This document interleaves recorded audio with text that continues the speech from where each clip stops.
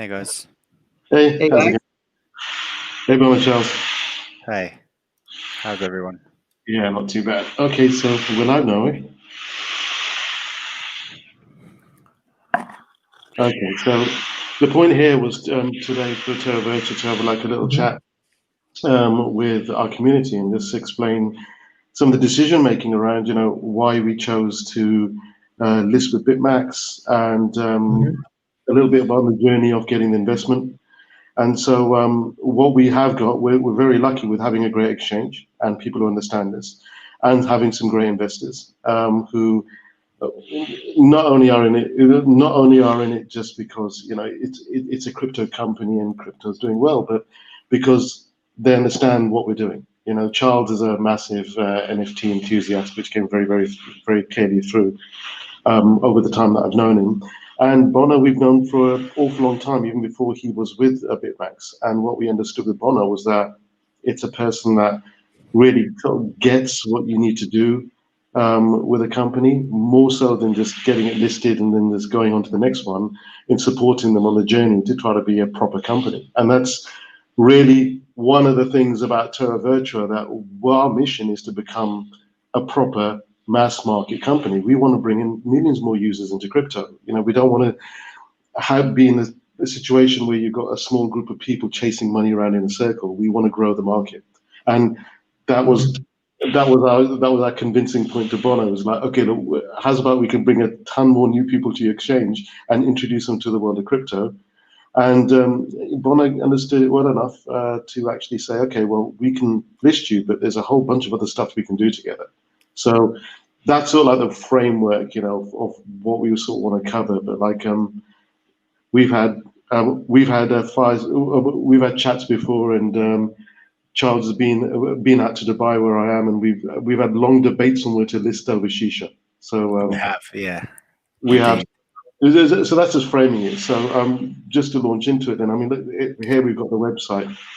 But the main thing that we did in Terra Virtua, just to frame it for anyone who doesn't know us very well, is that the mission in Terra Virtua is to create an NFT ecosystem which is truly for the mass market.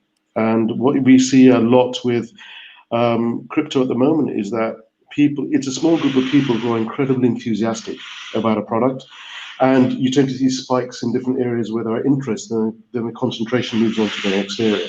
Now, what we wanted to do was create a system which had NFTs which no one had seen the like of before, but then also to partner with some really great IP to make something which is unique and which will appeal to the mass market who understand those brands.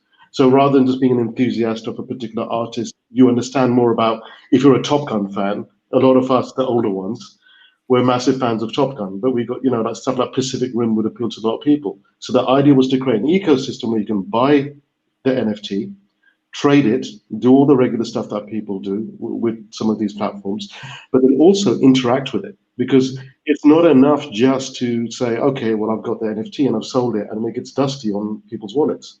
Jeff is one of our guys, and he's got 14,000 NFTs, and most of them don't see the light of day, and he just trades. He's a massive. It's a lot of NFTs. And he's an NFT. I've got a good shout out to Jeff, but like he makes OpenSea guy, and he's really developed the marketplace.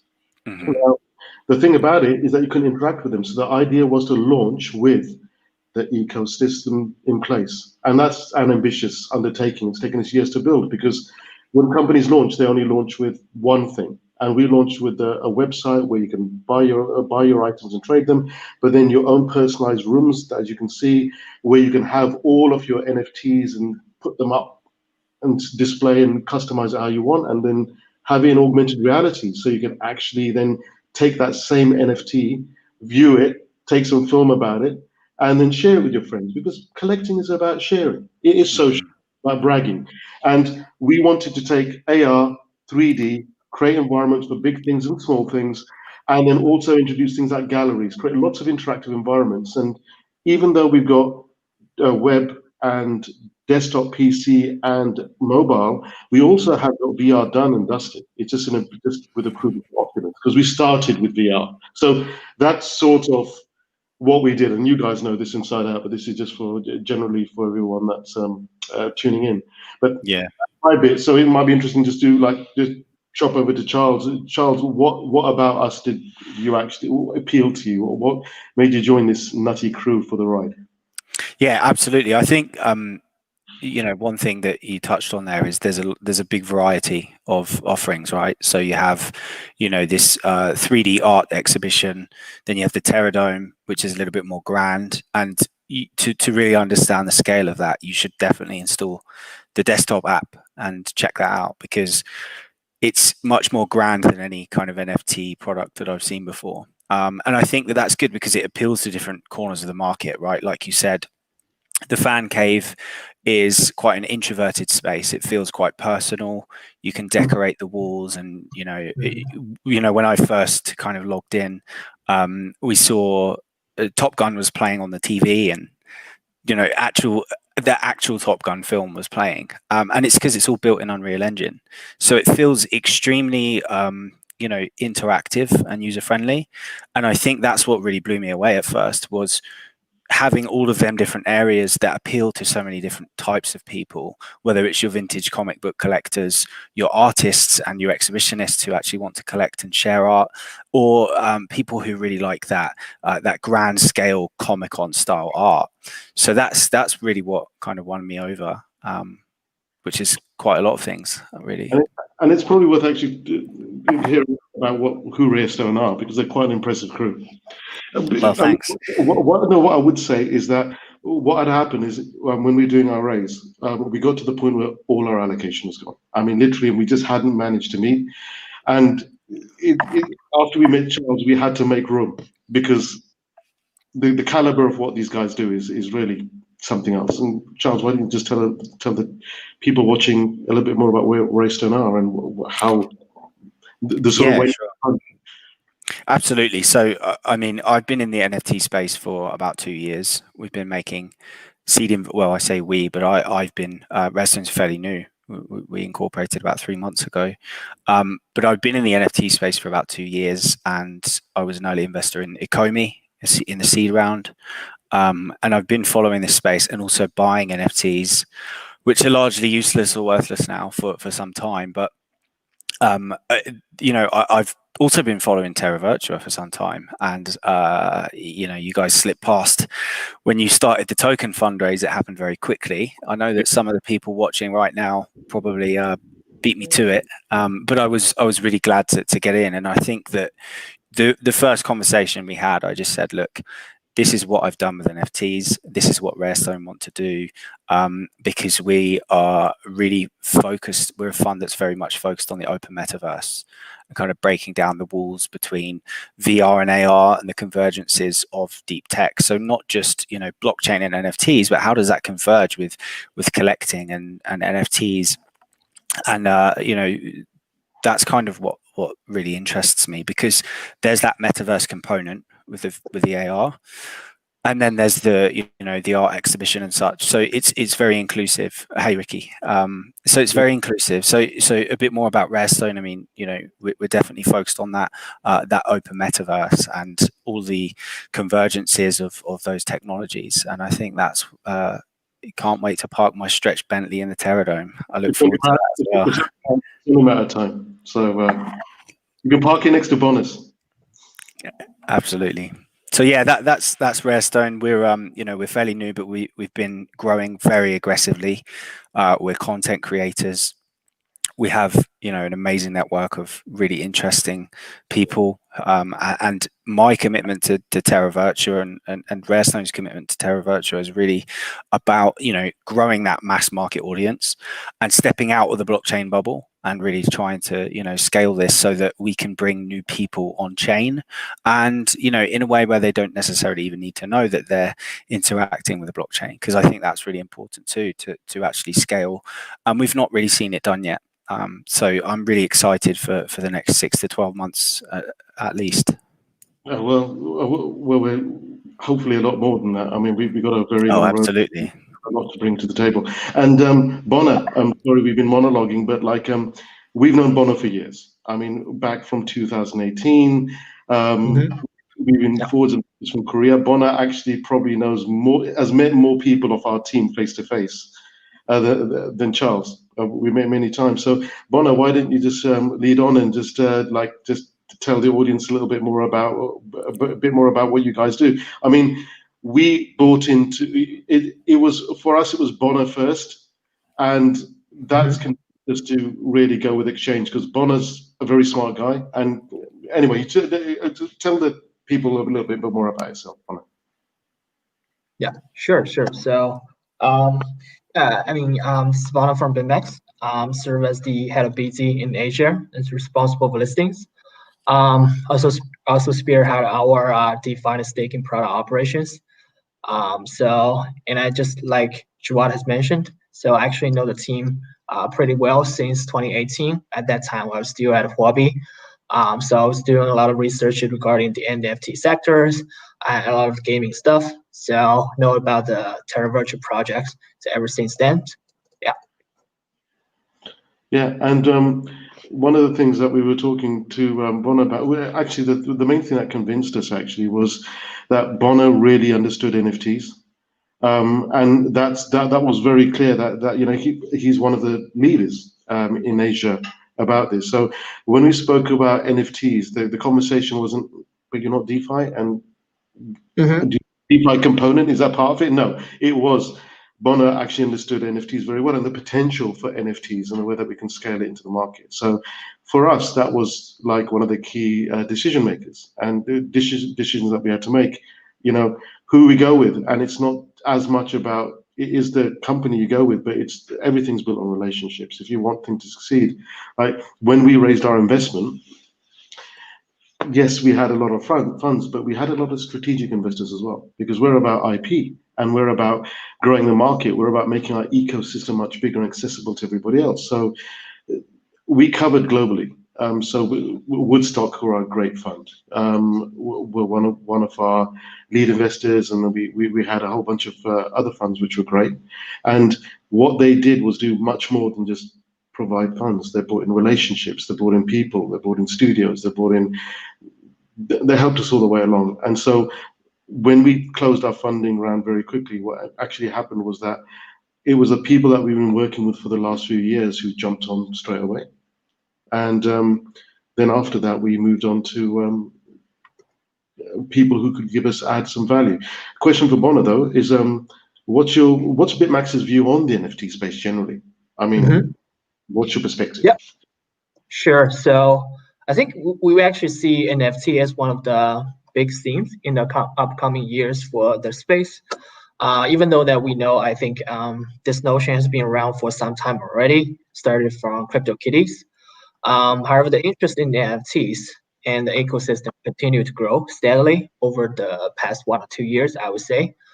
And actually, if you pay attention to close attention to the space, the NFT has just started to accelerate as the prevailing market narrative shifted from DeFi to NFTs. And if you also look at the aggregated monthly sales volume across some of the largest NFT marketplaces, the numbers are growing rapidly the recent months. So I think that's just what is happening out there. And personally, I've been also a big fan of NFT as well for a really long time. I firmly believe it is the right path towards adoption. And the notion of tokenization, from my perspective, really opens up tons of possibilities. And it has the potential to really bring in real world assets.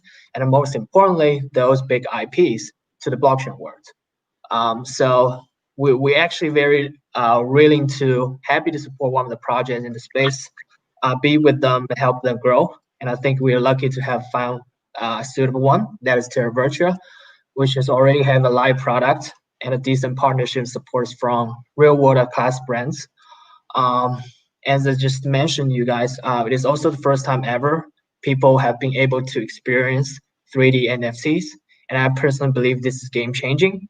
As of now, you're able to interact with your digital collateral rather than just simply holding it. Yeah. So we're very bullish on that. And we wanted to continue to provide value to projects that we trusted. Yeah. Yeah, and also the thing is that the IPs that we have right now are like very Western focused, but that's what we're doing with partners like Hashed and Bitmax. And with some of the investors that we have, we really want to cross over into Asia. We're already doing Arabia. We've got like NFTs which are based in the Middle East. We've got some Arabic stuff in there, but like we want to go further. Charles, there's one for you. So thanks, Crypto Cactus. I'm glad you love the stream. What's your view on NFTs? I know you got some thoughts on this. What do you think is what's going to happen in the long term with it? Yeah, good question, Cactus. So I think, as Bonna kind of said, this 3D element is really empowering for the space because it creates a new layer of interactivity when you have areas to kind of showcase your NFTs. If you go to Etherscan and you own an NFT, it just says one NFT. It's very frustrating. It always has been. And then there's kind of these siloed environments where you can go to see your NFTs. And I think, as the space progresses, we'll have more places to showcase them. I think we'll have areas in web wallets like MetaMask, hopefully something that Terra Virtua and Rarestone can work on kind of building out and really kind of exploring ways to, be able to interact with your NFTs more easily and share them. And I think that's where this open metaverse narrative comes in, with having his exhibition room with the Terra Dome, and yeah, absolutely agree with Bonna about these 3D NFTs. Well, most exciting. Okay, Ashraf Digital. What's the most exciting future product feature you're allowed to tell us about? Well, well, Go on, tell us. Well, we've got quite an extensive roadmap, but look, fundamentally, right now the way that we look at it, Terra Virtua has just created the pillars, okay, which are fundamentally AR, 3D, web, and VR. Those things are there, but we've only just come out the gate. The trick is going to be to make these spaces work with each other in a way that they're really seamless and make them incredibly social. So if you're a Top Gun fan, to literally be able to come to the site and have a group where you can share your experiences, you can share the moments that you've had, the videos that you've made, but also these big social spaces where you can share and view other people's collectibles. And our first thing is with Gabby, we're doing this exhibition where people can see other people's art and talk about it. But where the key feature, this is really where we want to get to, is that imagine this amazing Terra Dome, and when you're in there, you've got voice over IP. You've got multiple people. You walk around, you're talking with your friends, you're looking at the stuff. If you're in VR, you're literally picking the stuff up and looking at it. That's what we want to do. If you think this is just where we're starting, and that's why we had to launch with all these pillars in place, because from day one, we had to build on top of them. So to me, that's actually the key thing. I mean, there's lots of new features, there's lots of aspects. There's some great new partnerships coming out, including one of the things which a lot of collectors have got a real problem with is data. It's really hard to know what's going on. When you're collecting, what's a rarity, what's a mint number, if it's sharded, who owns a shard. There's so much stuff that you don't have, and that's another partnership that will be announced in the next few days. Because as well as being able to sell, interact, be social, you need to provide collectors the tools they need to maximize their investments, and that's just where you start. I think, Jawad, before you jump off, I just want to add, I really also like the idea of artists being able to contribute to the ecosystem. Yeah. That is really key as well, because, these artists can come in and they can get, a stake and work with these big brands. And that is, again, the social component. So I just wanted to add that because I think people should definitely take note of that. Yeah, no, definitely. And just to illustrate that as a point, let's say that there's a big movie which is coming out of the West, or a movie which is coming from China, which is coming out in the West. Now, like Monster Hunter or vice versa, you've got something from Disney going in. Imagine when you go into that country, those posters are regionalized without sometimes the sensibility. But imagine a new movie comes in, like let's say one of our big ones is going to be the Top Gun Maverick movie next year. And when that happens, imagine you've got the best crypto artists in each region creating some really cool artwork and 3D models that are sold globally, but also appeal to the regional sort of palette. And so that's really what we want to do, make it more fun and actually have a closer time with the brands to their customers, because you see that with music and you see that with influencers, but you don't see with big brands. I mean, you can have a massive movie and you can look at the Twitter following. It just posts you talking to someone instead of actually engaging with them. And that's one of the things that we've been taught by certain members of our team. Engagement is very, very important. There was a question now about Pacific Rim as well. But anyway, it's a question for you, Bonna.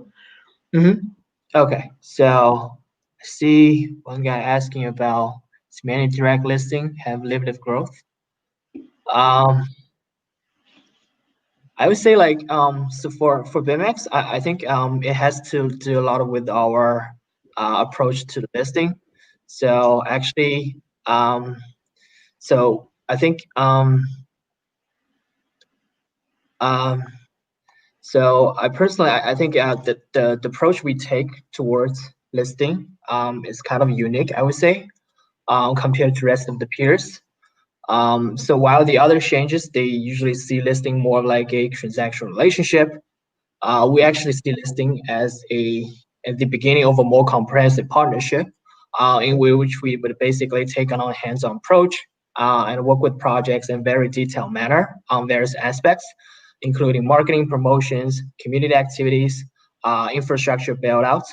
Here, infrastructure build-out basically refers to Bitmax working with the teams on staking, yield farming, and many other, for example, product integrations, etc., things that go beyond the listing. And of course, we will be working with the projects in terms like optimizing the token metrics, token economics. And the goal is pretty simple: it's to promote long-term success to the project that we list.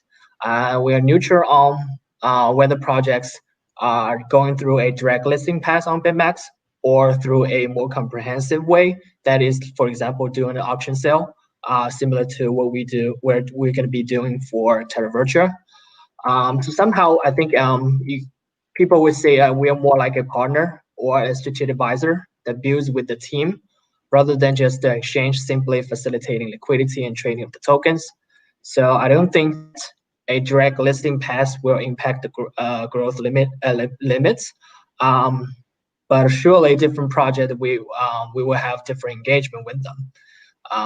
But goal here is pretty simple. We wanted to provide strategic value and wanted to provide long-term support across various aspects to the projects. Yeah, that's pretty simple. And I think the community can really expect a lot from us, seeing their favorite projects get listed. Yeah, and what I will say, for example, when we approach Bitmax, we spoke to other exchanges, and there was a massive discussion. Should we just list on Uniswap, and not go with a traditional exchange, because that's what everyone's doing. But you know what? When you just go on that, it's just about putting your token up there, and you play with the price. What we were doing with Bitmax here. Bitmax, we work in partnership to generate a whole different set of products, that would help us with the staking, with the other sort of products we can build on top of our ecosystem, and even have NFTs. So one of the things that we're doing with the auction, that everyone who actually wins in the auction, they get their own exclusive Bitmax NFT, which has been created for this as a special occasion. It's very cool. It's right. one of our VFlex robots, but that's not going to be the only thing. We'll be working together to do more things, to actually create more interesting NFT products. It goes way beyond just putting your token up there and hoping for the best. So we really do feel we got a lot of support and understanding of us, and I'm sure other projects who come to Bitmax are going to find that, because we weren't lured by the name. It was just that understanding and feeling like you're working with a partner, as opposed to just putting your coin up there.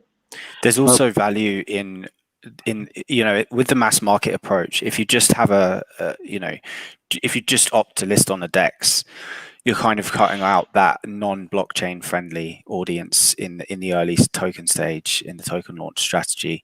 And everyone who follows me kind of knows I'm a big proponent of DEXs, and I've been really early in the DEX space and really kind of rooting for it. But I do see there's massive benefit to having a tier one listing partner that is more friendly to non-blockchain savvy investors and token holders.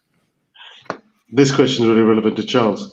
How's it navigating a space which has a lot of sharks? How does crypto investing differ from traditional VCs?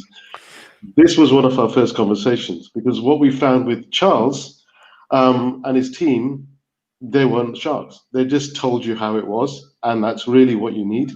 Because what we found was that navigating the whole funding process, there's a lot of opportunism, and like you're trying to figure out who's going to be the person who's going to work with you, who's there for the long term.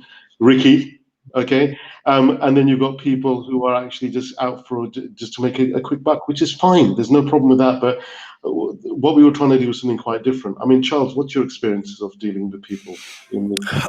Well, look, market cycles play out much quicker in crypto, right? Like much quicker, which is good and bad, because you also shake negativity very quickly, and you can kind of expunge I suppose people who you don't need involved. So there's that benefit to the market cycles. I mean, I've angel invested in some equity deals, but I've never been a VC in the traditional space. What I like about this is it moves so quickly. Sharks, they're fine. You just you just kind of navigate around them, swim around them. Absolutely. But it's important you know who they are, and sometimes keep them on side as well. That's so true. That's another one for you, Charles.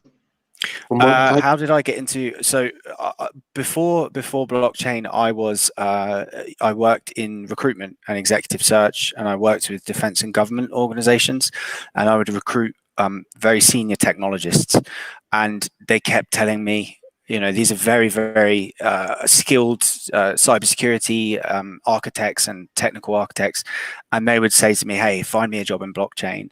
So I obviously inevitably fell down the rabbit hole, and I'm a writer. I love to write, so I would write about some of the projects I was looking at, and that's how I kind of fell down the rabbit hole. And that was about 4 years ago, and haven't looked back. I've worked exclusively in this space since then.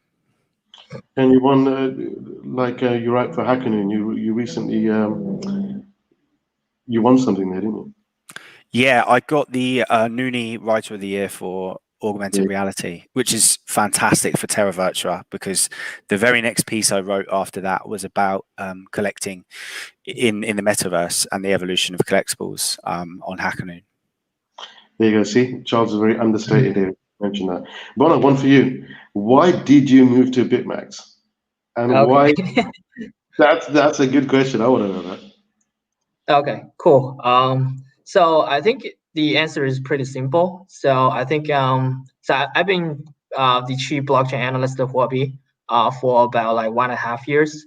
So I think at that time I was trying to find a place that can really do something more beyond the research. And I found Bitmax.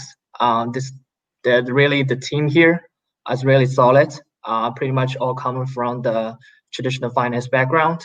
Has been very structured approach to do a lot of these things. So I think I decided to make Swift and try something new, and that's it. And it turns out to be a very good choice, because I think right now we've been together really building this exchange up, and we're doing pretty well. So, and if you take a look at the community responses to a lot of the project we list, I think they are really think that we do something right.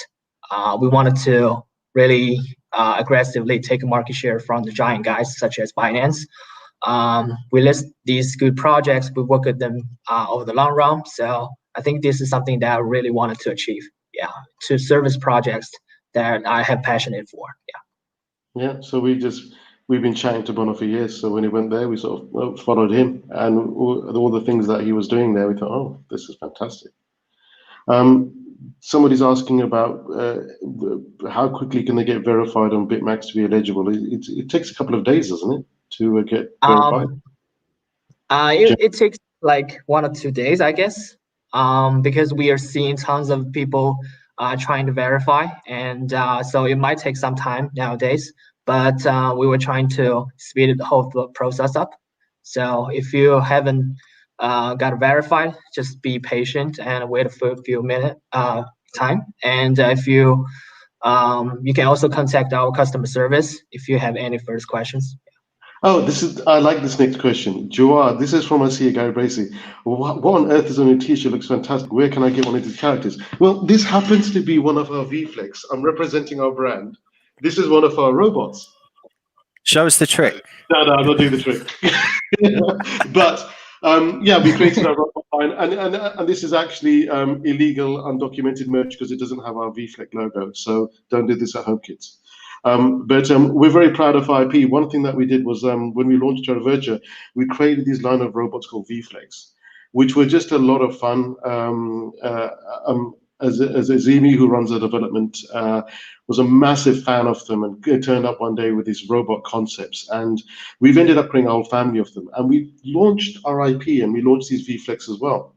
It's not a known brand, but we really love them and everyone loves them. As soon as we drop them, people buy them. So right now we're talking to a company who are having a toy line made of them, an American company. They want to make these VFlex toys. So it's funny, go from digital to physical, but like we see them as digital Funkos, really. And we're going to have some very cool things coming up soon. I mean, these are the VFlex. There's a little video for it with the logo that should be on my T-shirt. But we've created a whole load of them. We created over. Do me and Bonna get one?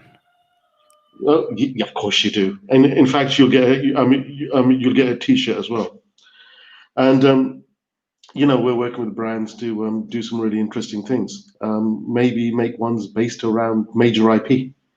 So it's a very interesting thing in terms of what we're doing. Is we have to be very respectful of the IPs and the brands, and this is something which is a little bit of a challenge for us because right now with other marketplaces, it's a bit of a free fall when it comes to IP, but we have to be very respectful. And so when we have artists on, and when we even do create characters like this, we don't want to step on anyone's toes. If we're going to use something which has got a likeness, we have permission first. And that's really where we're different. Even with our artwork, we're onboarding a whole lot of crypto artists, but we're a little more rigid in terms of contracts because we have to be, because ultimately people want to know that they have an agreement in place which protects all the parties involved. And you know, what everyone will see as well is that we're doing a lot of different stuff, and you know, we talk about it, and in fact our future releases like Pacific Rim that's coming out this month is going to be a big one. But just now we just dropped like a Godfather new items to commemorate the new movie. So you'll find that we're creating characters, we're creating assets, and we're making original things as well as finding gems that other people haven't found, like the Godfather stuff. We went through the archives. Things have been sitting with the movie studios for many, many years, and we managed to get them out. And one of the things I noticed, like a sidebar, is like you see this robot here. This was something which was incredibly hard to put together, and it actually came from the movie assets from the Lost in Space movie. And this has got over 1 million polygons, and it's got multiple rigging points. So I think we drove some of our team to distraction animating it. But seriously, I mean, the guy was on the edge. But this is the sort of NFTs that we want to bring to the market. There's nothing like this. You know, there's nothing like this existing on a web browser, let alone on mobile and in 3D. And this is the sort of stuff that hopefully people will see from us. You'll see way more. you'll see way more. And Bonna, seriously, you can expand that. Sure. Yeah. And actually, I've just signed up too, and I'm only level 2, and I need verification too. So we could do something about that as well. That would be great. Okay, so I think that was quite good. It was just like a little chat. I think it was really nice to have you guys give us some insights, and I think hopefully we're doing something different, which is allowing people to see how real people are doing things in crypto and how we can work together to make something you know, very, very interesting. And this is for the team. So, Bonna, do you want to talk about the auction, or shall I explain a bit about that?